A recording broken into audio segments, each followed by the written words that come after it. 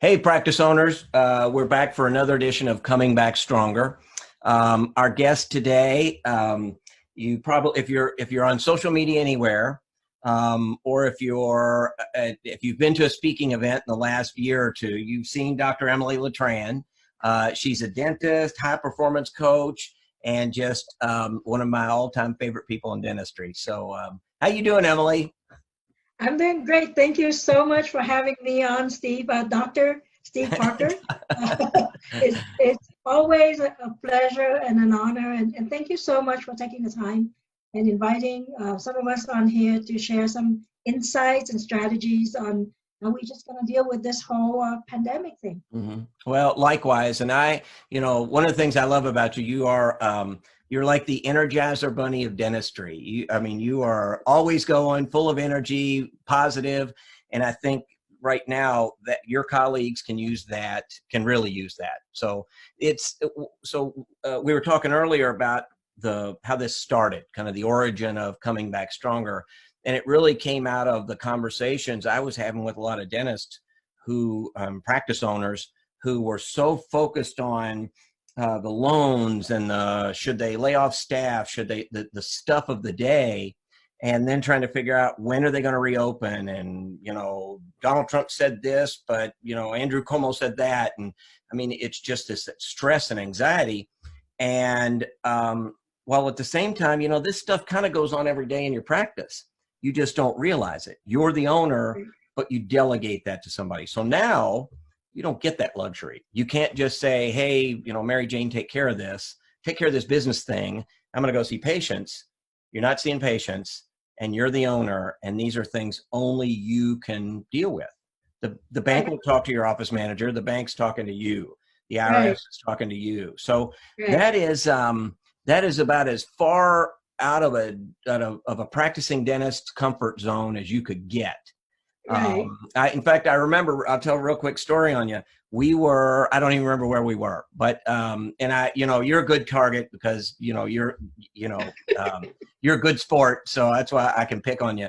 And, so one of my talks is about your dentist mindset and your practice owner mindset. And I said, do you guys even remember what you learned about business in dental school? And you and I had been out with somebody the night before. We were out at dinner, and I asked you that question. You said, and it was really cute. You said, I remember that HMO stands for Health Maintenance Organization. I think Yes. that's it. And I think That that was was it. real. There, Yeah. you have, a few classes in your fourth year, and that's business. And now they kick you out of dental school, and you've got all the clinical skills, but you have to negotiate leases. You got to find a location. You have to market. You have to hire people. You got to fire people. You got to pay taxes. You got to do all this junk that you literally have zero education on. Right. Um, so it's because again, it's not in your comfort zone. Well, today it is. So what I'd like to do is with Coming Back Stronger is focus on that coming back. It's going to happen. So visualize that. What does that look like? It's going to look different. Again, we talked earlier, it's not flipping a switch and bammo, it's Monday morning and you're back to patients. They're changes that literally nobody on this planet knows. We've never Right. been through this before. We don't know what it's going to look like. But that shouldn't stop you from doing something to roll into it. So one of the reasons I thought of you was, number one, you're always finding opportunities. You're always moving forward. And you have a great story, but you're always looking for that next thing in a positive way, and you learn from it and you add it and take it. So if you could just take a quick minute, introduce yourself to anybody who may not know you. There can't be many. And then let's dig into a couple things. You have a couple things you'd like to share about how practice owning dentists can shift their thinking a little bit right now and come back stronger. Yeah, well, thank you, Steve. Well, just real short, I'm Emily Letran. I'm a dentist, been a dentist since 1993. Mm-hmm. Best mom in the world. Mm-hmm. And, Yeah. and a few years ago, I started on this journey getting training as a high performance coach. And, I've been a student all my life. I think back in 1993, right after I graduated, I was already reading some of the business books and Mm-hmm. then eventually got into reading magazine newsletter, Dr. Woody Oakes, profitable dentist, listening to his CDs, and watching Dr. Howard Farran's 32, I think it might be 32, VHS tape, 30 because it's 30-day MBAs, right? And just dabbling in that a lot because all I knew was HMO is Health Maintenance Organization from school.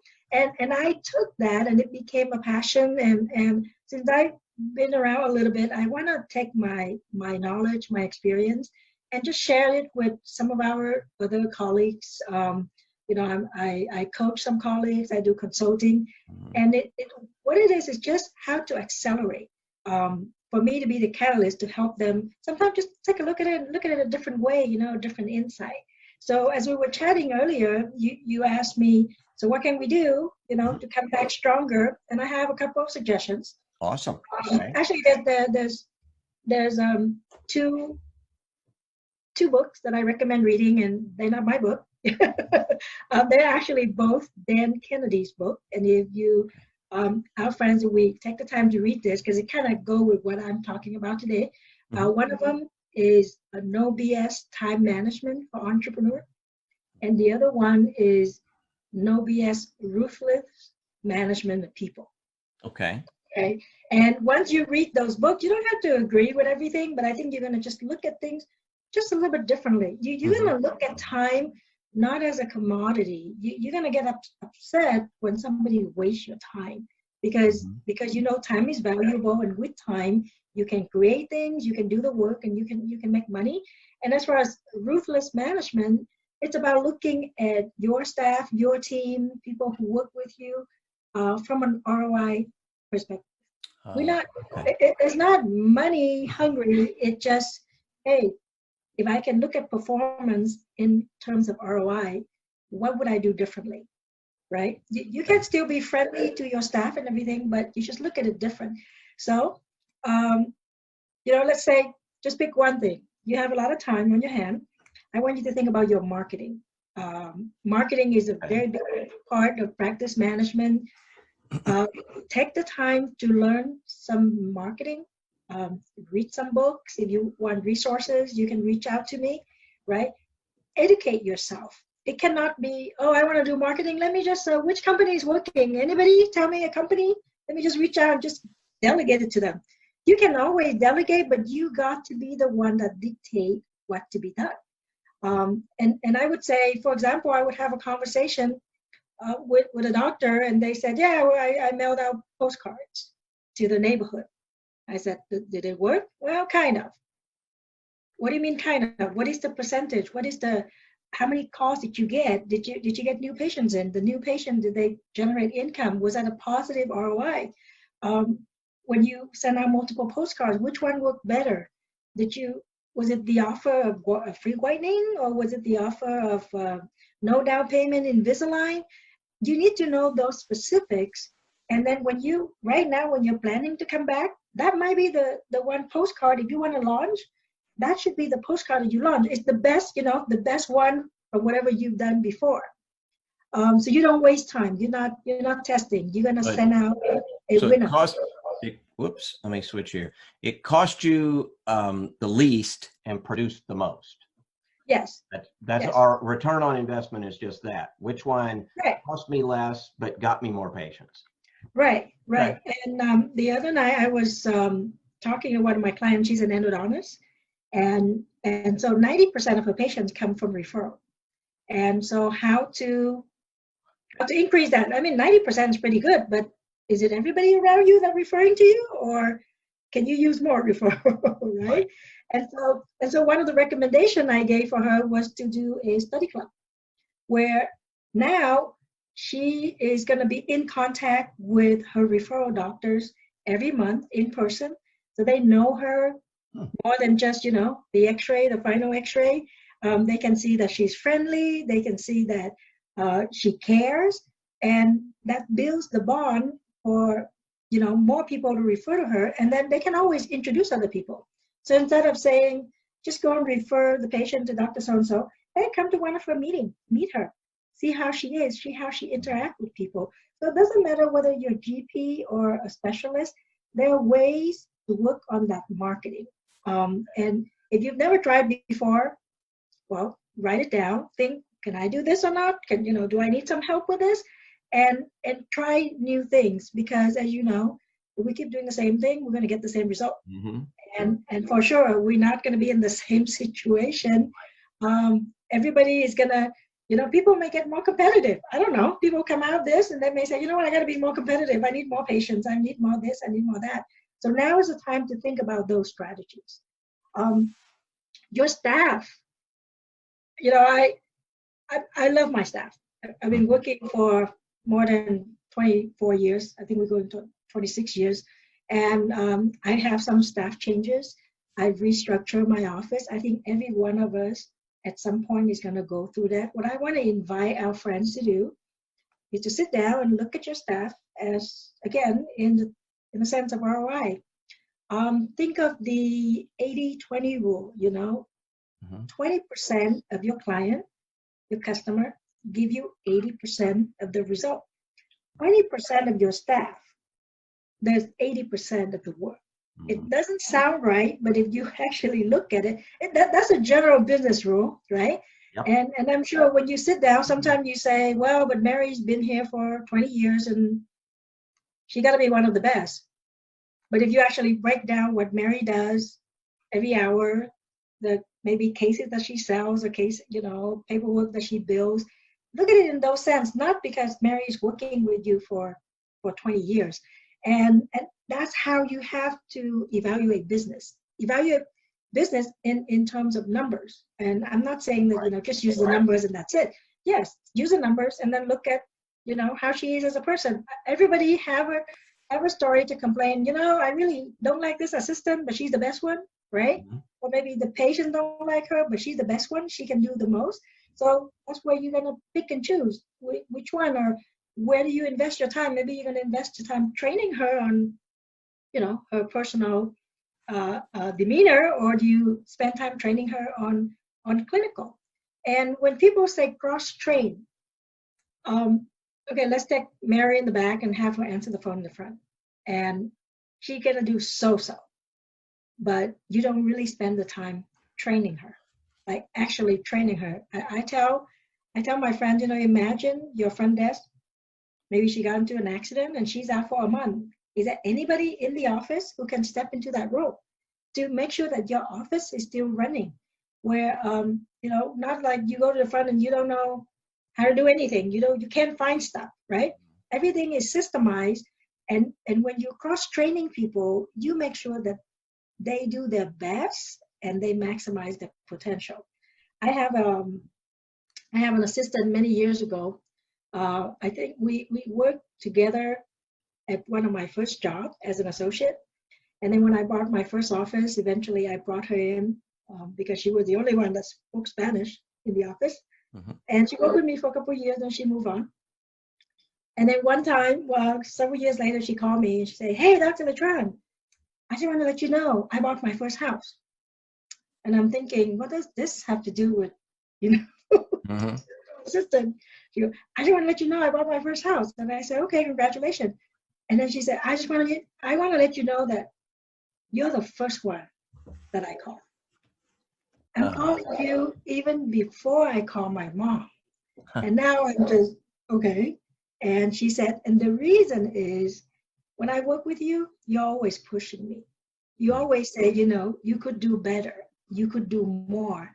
And so now when, I'm still working for someone, but, I save up the money and I invest in my first house, I want to tell you first. But that's what I did.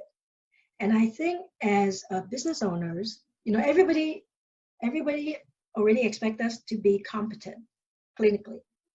When you're good with business, that's when you can touch more lives. You can run the practice more profitably. You have more money to give. You have more money to offer raises or more competitive wages. You have more money to invest so that your staff can go and take continuing education. You're just going to be better overall if you know how to run the business better. rather than saying, I'm going to go take one more continuum to do implants or whatever. But if you don't know how to market that, if you don't know how to share that with the community, if you don't know how to get other people to promote you, then you're going to be the best kept secret. And on that note, I want to encourage everybody. We're sitting at home. I know everybody have automation. You send out an email to your patients all the time, right? Whether it's a reminder, email reminder, or every month there's a email theme of the month. You probably send out one to talk about Easter, and you're gonna send out one coming up about Mother's Day, Father's Day, that kind of thing. What I think might be a good idea is to send out an email to your patients, since you're still home for a couple more weeks, and tell them, you know what, in the next few weeks, I'm going to be communicating with you a little bit more. I'm going to send out a few more emails. And this is just to keep in touch, right? And the first email you send out, you could be explaining universal precaution. This is something, taking care of patients, dealing with infectious disease or whatever it is. This is something that we've been taught since day one. Well, I know there's some conversation on Facebook of people not using gloves back in the 80s. When I came out in 93, I think that's when we first got onto universal precaution, where we start putting plastic on everything, So for me, it's always been part of it, right? And we do it without even thinking. But our patients don't know, right? Our patients, because they come and they're there for 30 minutes or an hour, and they're not really thinking about everything around them.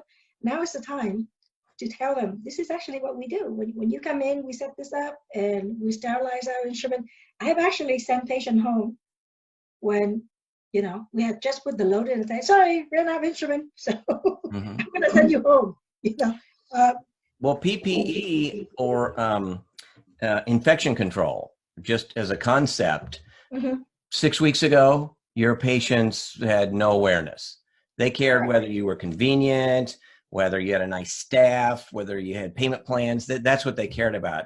And you're spot on. That is moving up. And I'll tell you a quick little story about one of my sons.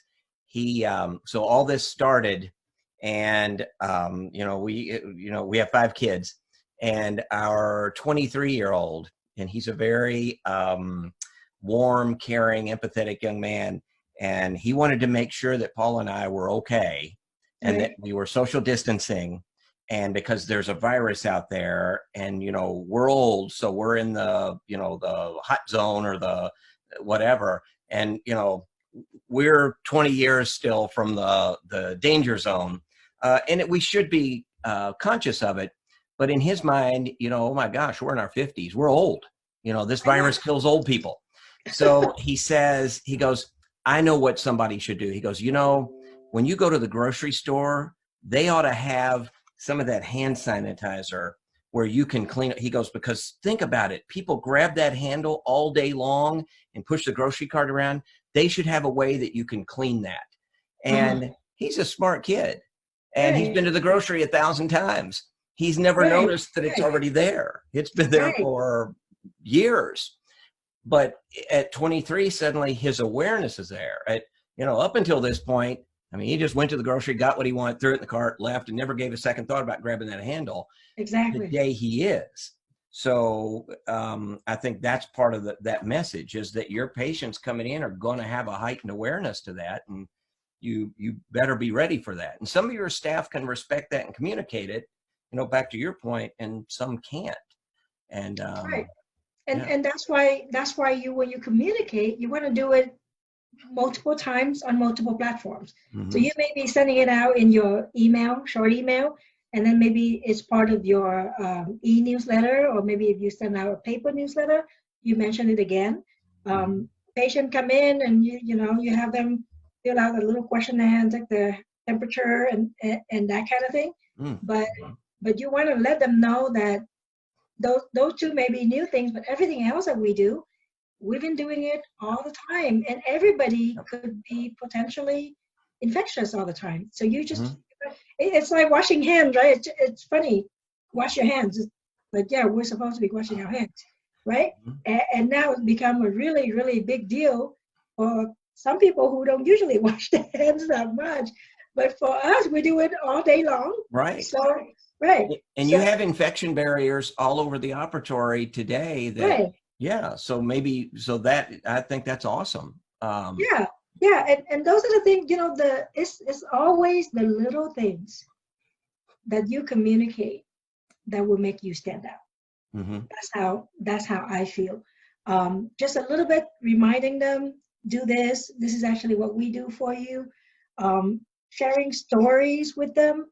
Mhm. Uh, when you're sending out these emails, maybe just tell them a fun story. Yesterday, one of my patients sent me two pictures of about toilet paper, right? Okay. And one of them was, I think I should I think I saved the picture. I haven't posted on Facebook. One of them was a beautiful dress. If you look at it, this lady, white here, and then, start going down. But if you click on the full picture at the bottom, there are toilet paper rolls, Right. right? So it's wrapped all the way up here. And you have to go to the bottom, you see the toilet paper rolls.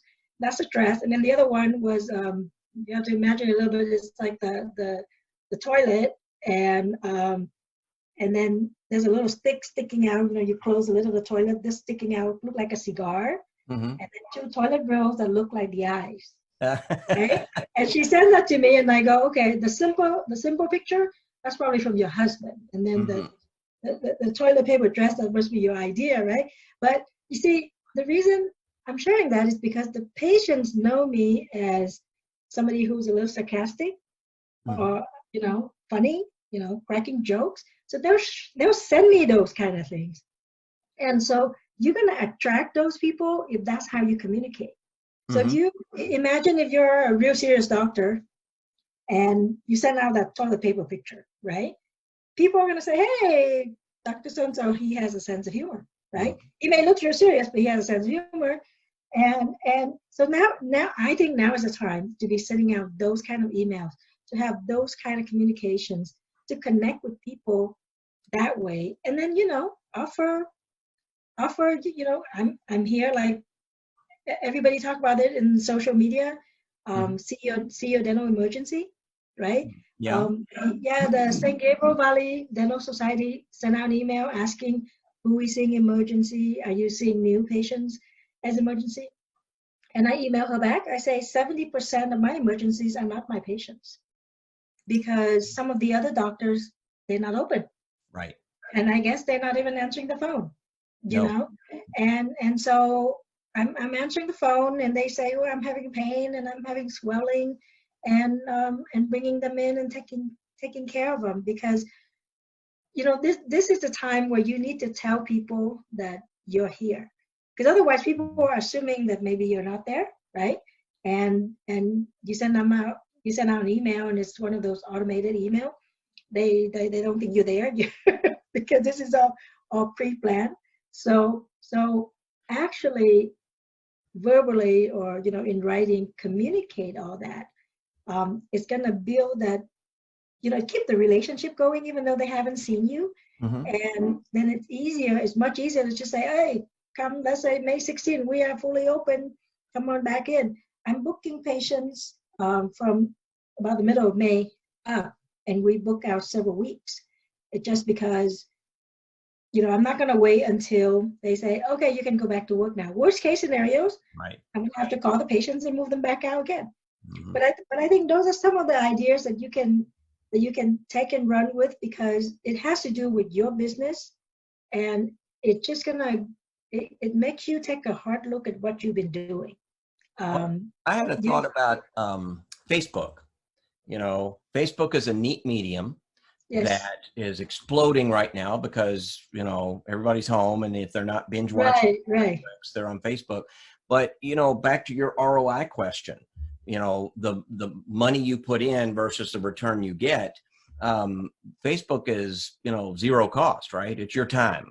Now you can boost ads and that sort of thing, which maybe that's something somebody transitions to, but Uh-huh. maybe that's a way to communicate that. I'm just thinking as you're talking, that's a way you can communicate little messages and visually and very timely.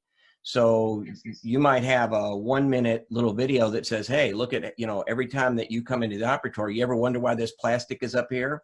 Well, here's what we Right. do. Every time you come in, we put it on for you. And then when you're gone, we tear it off, throw it in the garbage, and then we wipe down this, because that's on your patient's radar screen right now.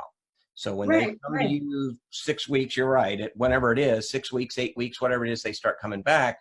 They're scanning the operatory. You see it every day, so there's stuff you miss. Right. They Right. are scanning it with a fresh set of eyes that, suddenly dental aerosols. Emily, I've heard the word dental aerosols more in a 2 minute conversation than I Right. have in the past 20 years. Uh, Right. Patients know this. Don't think they don't.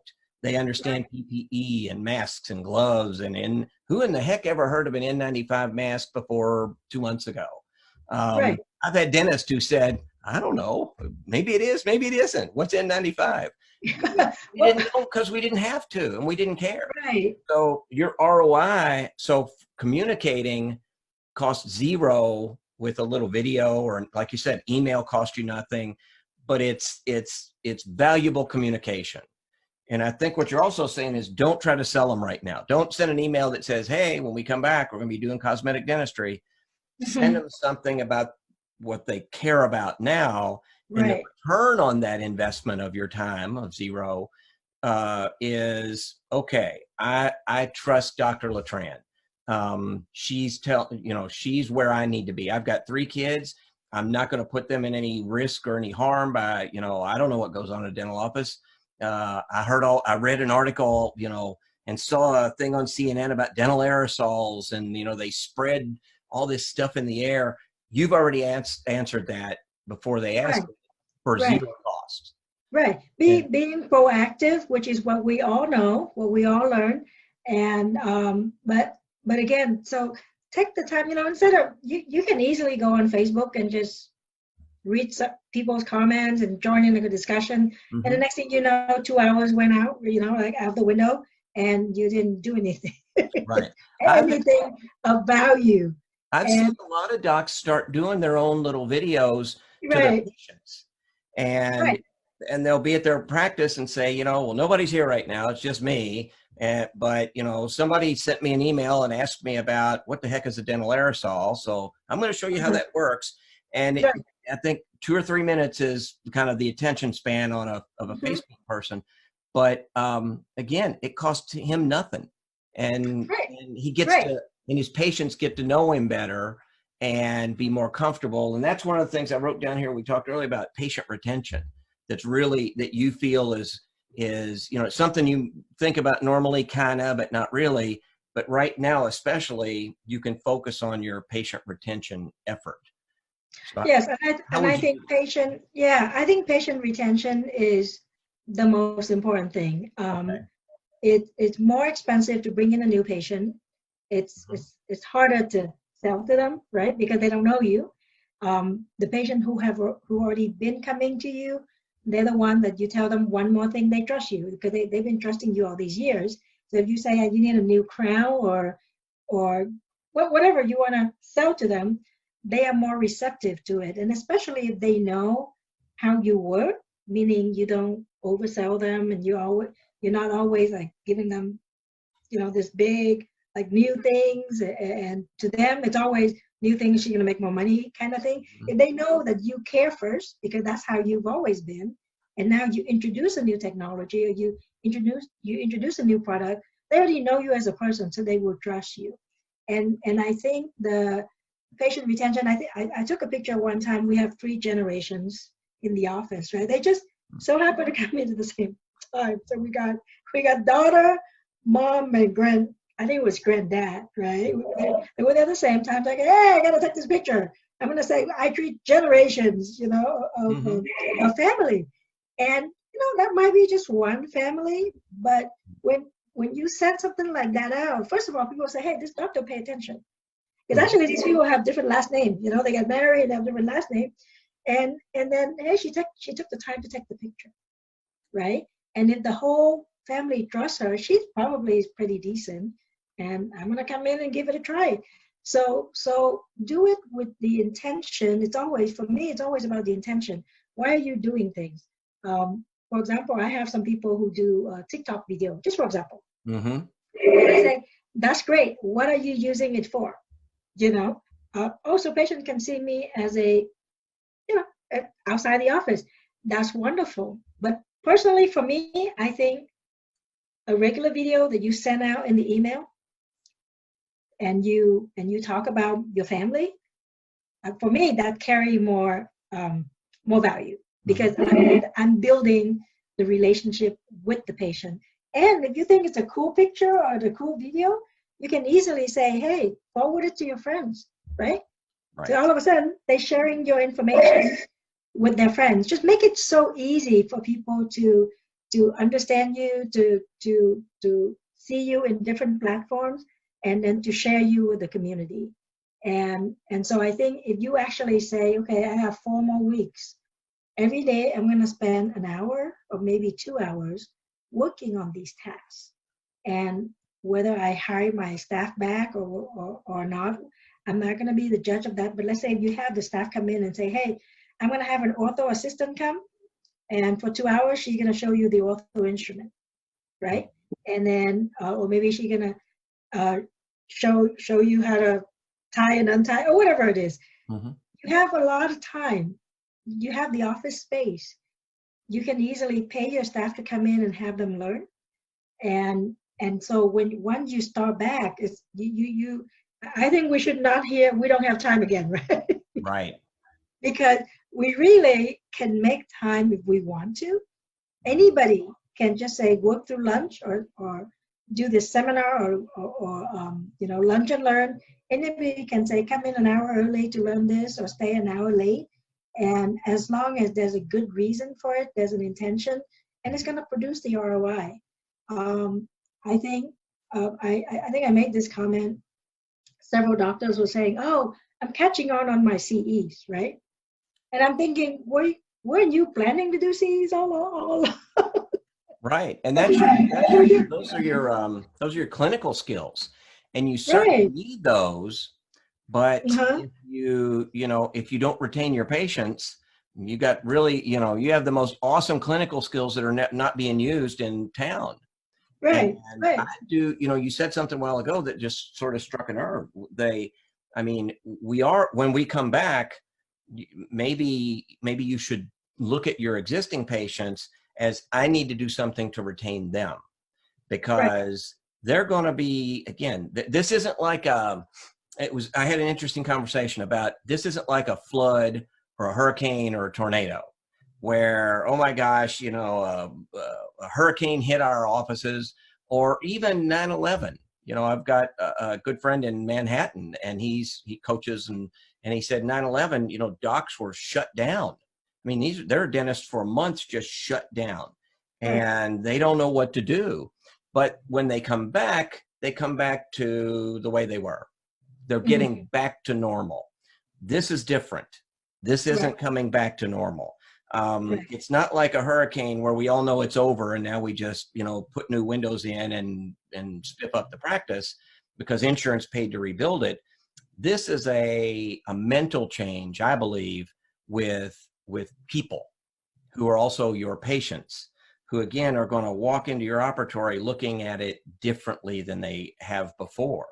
They know, Emily, like I said, my son, he walks in the grocery looking at it differently. It's the grocery. He's been there 1,000 times. He comes to the dental office twice a year, but there's still this awareness of everything I touch, everything I feel, cloth instead of plastic.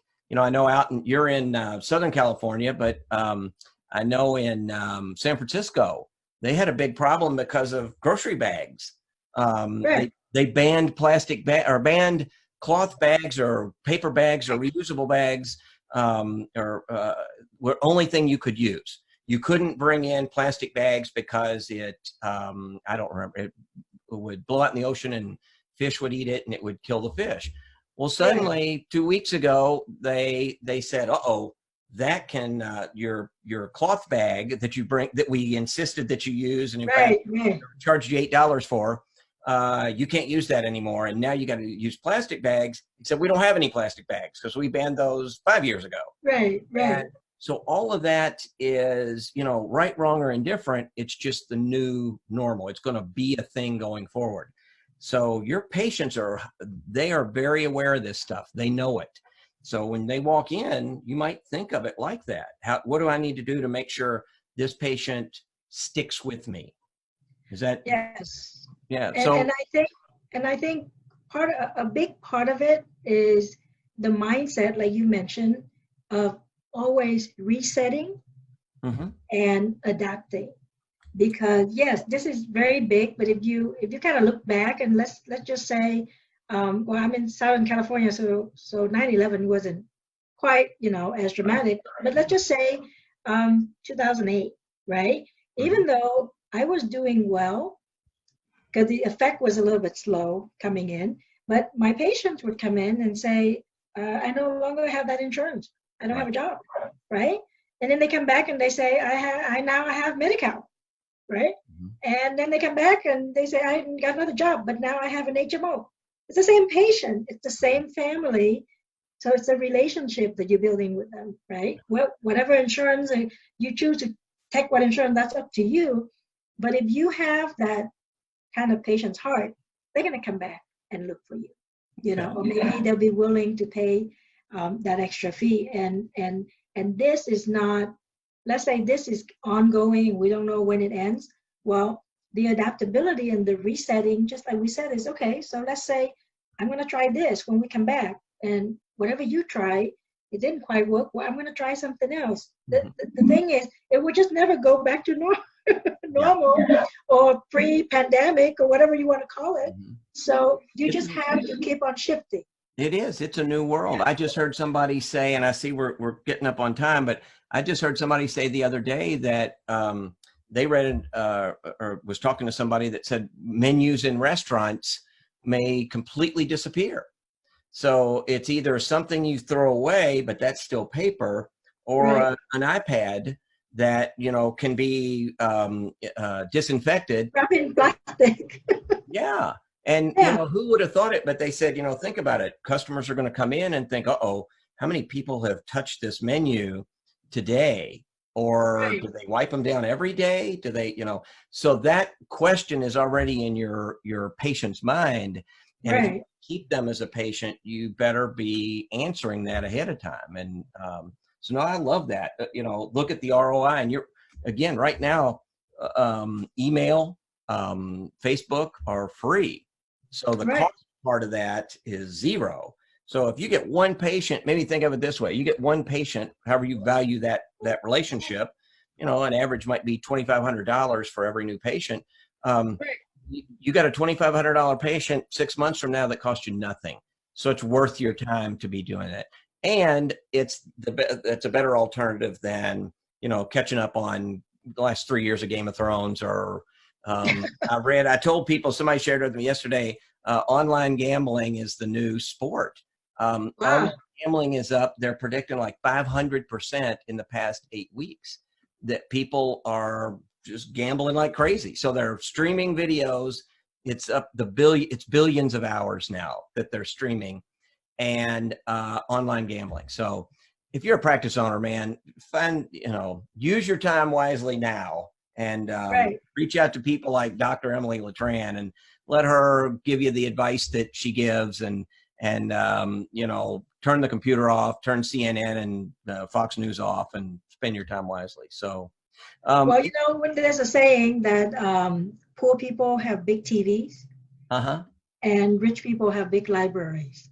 Ah, And you may not have the library, maybe you have the Kindle, right. but it's the reading, it's the studying, Yep. and that's why I mentioned those two books at the beginning, because one of them has to do with how you look at time, and the other one have to do with how you manage people.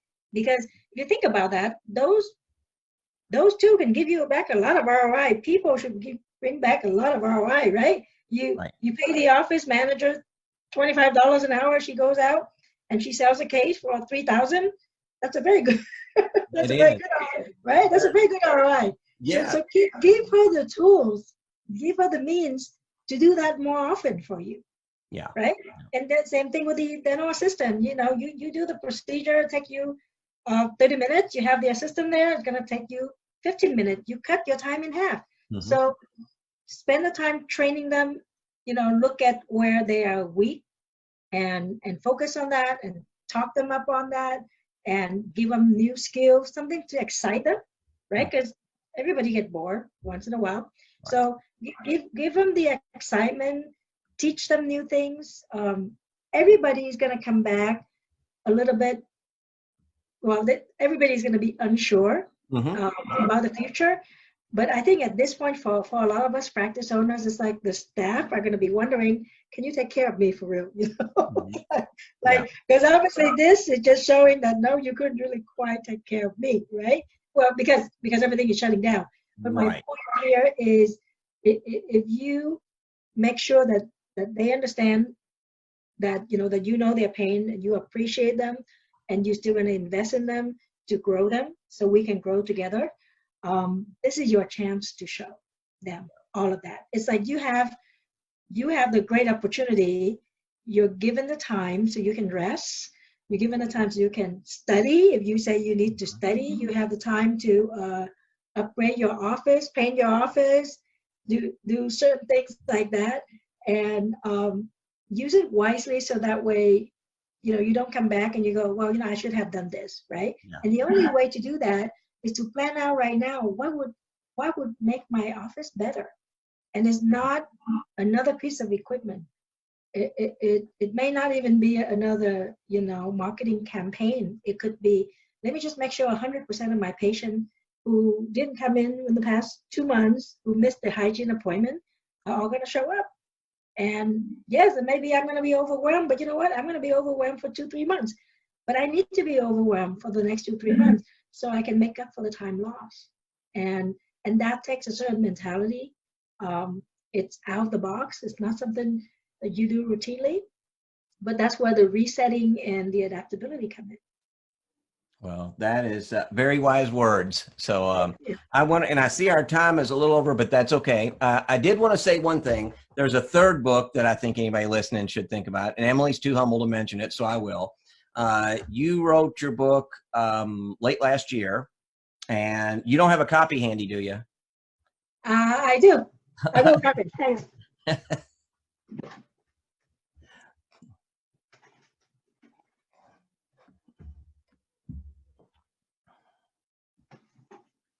So I have this book, and it's written. The foreword is written by Dr. Steve Parker. As everybody can see.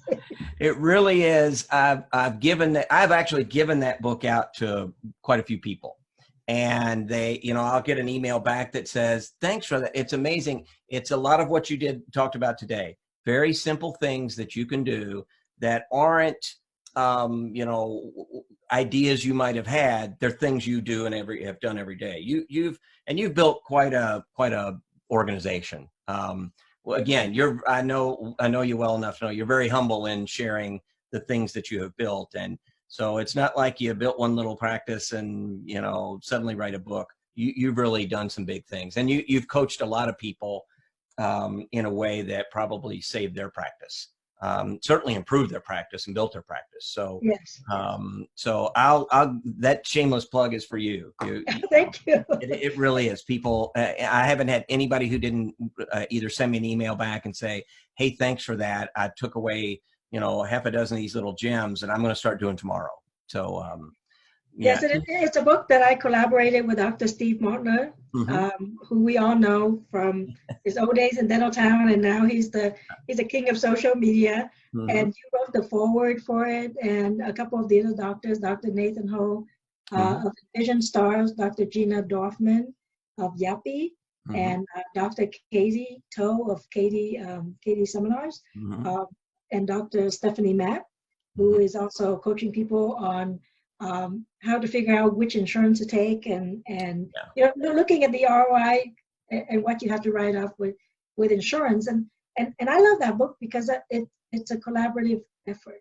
Yeah. And it's fun, and we want to be practical because there's if you want to sit and watch hours of videos or read books, you can do a lot of that. I think it's more bite-sized things that you read and then you go apply. You read and then you go apply. And Right. it's the baby steps that eventually you get to the result that you want. So Well, thank you for that. It's full of, and it comes through. I mean, Marty is he's a funny guy. He's another, you have to learn how to love him. And so here's what I can tell you about him, from firsthand experience. A lot of that, it's sort of his shtick, and he plays it very well. He is a very smart guy. Yes. And he's a very genuine guy, and a very, a lot of him is not what comes across. Right. But he is a very smart guy when it comes to running a dental practice and a lot of other things. Yes. You just have to sort of dig down to figure that out. Right. And I think that's part of what he likes. He wants to challenge you to not, because there are a lot of people in dentistry, we both know that just, say something and charge a lot of money and it's not going to fix your practice. But with this book, there's a lot of tidbits in it that really are, any dentist, any practice owner could implement this. You don't need to buy $100,000 piece of equipment or sign up for a gigantic program or, anything. It's all right there. So that's what I appreciate about it. So that's my plug for your book. I know, Thank you. I knew you wouldn't bring it up, but it's an awesome book. So, Emily, any parting thoughts? Well, Dr. Robert Schuller says, tough times never last, but tough people do. And I think we are all pretty tough. If we stick with the industry and we've gone through, the dental school training, or for you, if you've been around with dentists, you have to be tough. Yeah. Because we're a tough crowd. We have a certain mentality. Here, at the end of the day, you made it through dental school, for crying out loud. Right. That's not easy. Right. I promise you, I couldn't do it. So, take that for what it is, but you made it through dental school. Whatever happens with your business, you're still a dentist. Right. It'd be awesome if you could be a dentist in your own business, and you can, but there's some things you're going to have to do a little bit differently. So, no, I appreciate that. Yeah, and sometimes you're going to change your practice a little bit because of this. I think one doctor mentioned on Facebook, he said, I've been seeing emergencies, so I think maybe I'll just make my practice into an emergency practice. If it's profitable, why not? Yeah, right. And so instead of seeing 10 patients, I'm going to see 3.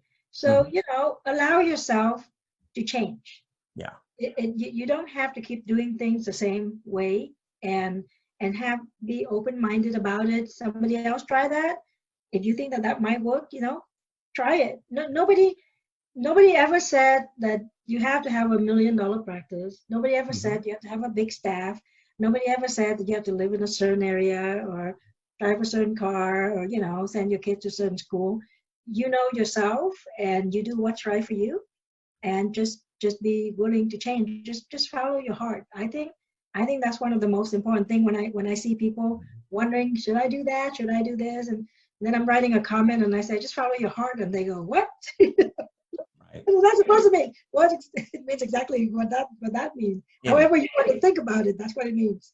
Well, and very, very wise advice, great advice, and wise words to end on. So, practice owners, thank you for listening in. How would anybody get in touch with you, Emily, if they needed to? Well, they can email me, Emily@exceptionalleverage.com. I'm on Facebook. They can always Facebook Messenger. And then the website is, the easiest one to remember is AmericanDreamCoach.com. Okay. AmericanDreamCoach.com. Awesome. Yes. Well, as always, it's a joy to talk to you. Like I said, we bump into each other a lot of times. You're still one of my all-time favorite people. You cannot help being around you more than a couple minutes, and you find yourself smiling and feeling better. So there aren't many people who can do that. So thank you for that. So practice owners, another edition of Coming Back Stronger comes to an end. Appreciate you listening in, and we'll put some links below if you want to get a hold of Dr. Letran. And until next time, see ya. Thank you. All right. You good? right. Yeah, I'm good. Awesome. Well, I appreciate it. I've got two more of these to do before the end of the day, Okay. back to back. I will have Christy reach out and let you know when this goes out, and Okay. we'll, and I appreciate it. You doing okay? Yeah, I'm doing okay. I'm seeing emergency patients. Good. Um, and all three kids are home. That's beyond blessing. It's kind of nice, isn't it? Yeah, Yeah. yeah. That Jennifer has to watch online class because she's first year dental school, so We have she's on two there that do for it. for Yep. 8 hours. So Mhm. I kind of feel for her. The middle one is in pharmacy school, so he's on there for half a day, and then he goes to work. He works at CVS Oh, cool. as a pharmacy tech. Uh-huh. And then the little one is he's a senior, so Right. and he doesn't have that much pressure anymore because we already know where we're going to school. Yeah. In the morning, I do just get out of the house because I don't want to be home and everybody's online studying. Mm-hmm. So I'm in the office. I do some paperwork. I create content. Um, Answer the phone. Patient call emergency. Bring them in. Well, I you're have productive. one of my staff with me. Yeah. And Yeah. that, I think that's the key is Right. docs are used to being productive because they're seeing patients. Now they can't, so they don't know what to do. So you got to find other ways to be productive. So Yeah. awesome. All Yeah. right. Well, they're pinging me with messages here. So Okay. All right. Well, you take Emily, care. you too. It's good to see you again. It's good to see you. All right. Okay. Thank you. Bye bye. Thank you. Okay. Bye bye.